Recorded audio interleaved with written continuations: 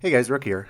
So this video is for all the people that are hearing about Speed Duel and the Yu-Gi-Oh! Speed Duel format, but haven't really committed to picking up any sort of deck to try it out for themselves.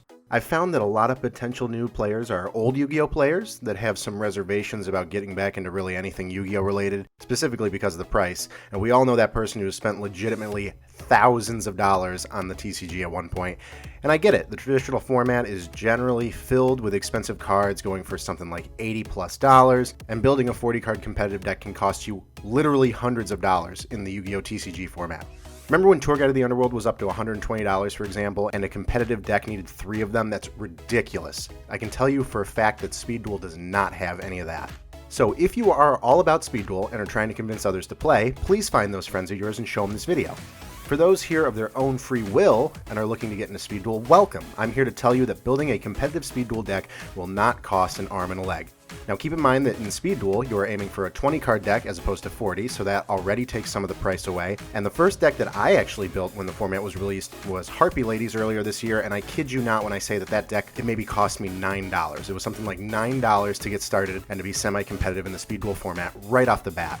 I actually put that same deck that I started with into a TCG player shopping cart today, and it still does trend for around $9 to $10. So that's a pretty good low barrier to entry to get started with the Speed Duel format.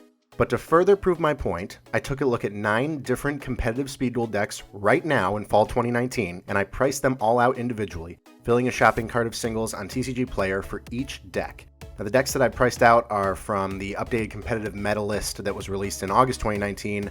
I used the one that was on YugiOhSpeedDuels.com. So not necessarily looking to comment on the decks themselves, but just the cost. The prices I'm about to give you would be the cost of a complete 20 card deck with a skill card, shipping included. So here we go, let's get started. The first one I want to share with you guys is the one that I find would be the most consistent in a competitive format, but also one of the cheaper ones, and that is the Tier 1 Tribal Synergy deck. These cards total $33.49, so roughly $30 to build a really solid competitive deck and get started.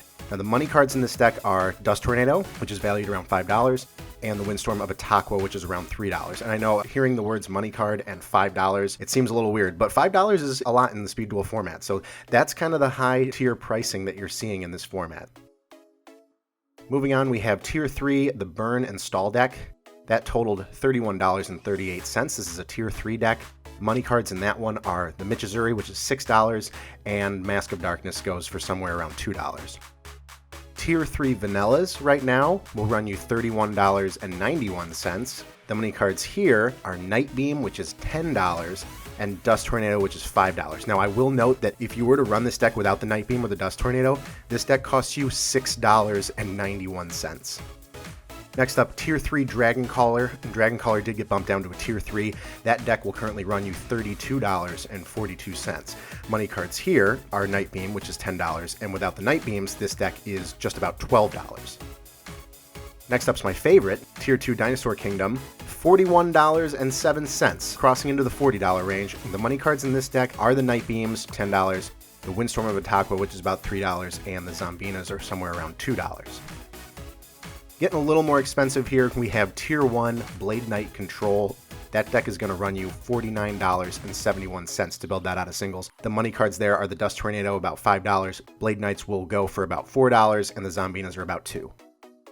Next, Tier 2 Serpent Knight Dragon deck. That's going to run you about $52.82. The money cards here are the Sphere Karibo, which is the most expensive card in the format right now. That's about $14. Now, without the Sphere Karibos, this deck costs you $7.82, which is ridiculously cheap. So the Sphere Karibos, this deck particularly runs 3 of them, which is $45 right there. So this deck without them would cost you $8. Next is Tier 2 King of the Skull Servants. This totals $64.78. The money cards here, there's a few of them. Night Beam will run $10. Michizuri goes for $6. The Book of Lives are about $5, and the King of the Skull Servants themselves are about $4. And then finally, the deck that you're seeing everywhere, the Tier 1 Gravekeeper's deck with Gravekeeper's Oracle, that's going to cost $79.27. The money cards here are the Sphere Karibo, which is $14. This deck does run 3, so keep in mind that's already about $45. Night Beam is $10, and Dust Tornado is $5. So that is the most consistent competitive deck right now, is that Gravekeeper's deck, but we do not see a deck going above $80 at this point. So out of all these decks I mentioned, keep in mind that the most expensive card in this entire format is the Sphere Kribo, which is currently valued at around $14. This card started at the $15 mark when it was released in late March 2019, and we have seen a slight decrease in price, but we haven't seen anything higher than that $14 mark in the Speed Duel format. Okay, so conclusion is Speed Duel expensive? No! Well, at least certainly not when compared to the traditional Yu-Gi-Oh format. I think $30 is a reasonable price to get started in the competitive scene, and even if you want to just get your feet wet and try the game out, I'm telling you, those $9 decks are out there too. So I hope that this objective pricing helps squash some arguments that you're having with your friends around the price of the game and brings more people to the game. Thank you guys so much for watching. I hope to catch you out there at a local with your shiny new deck.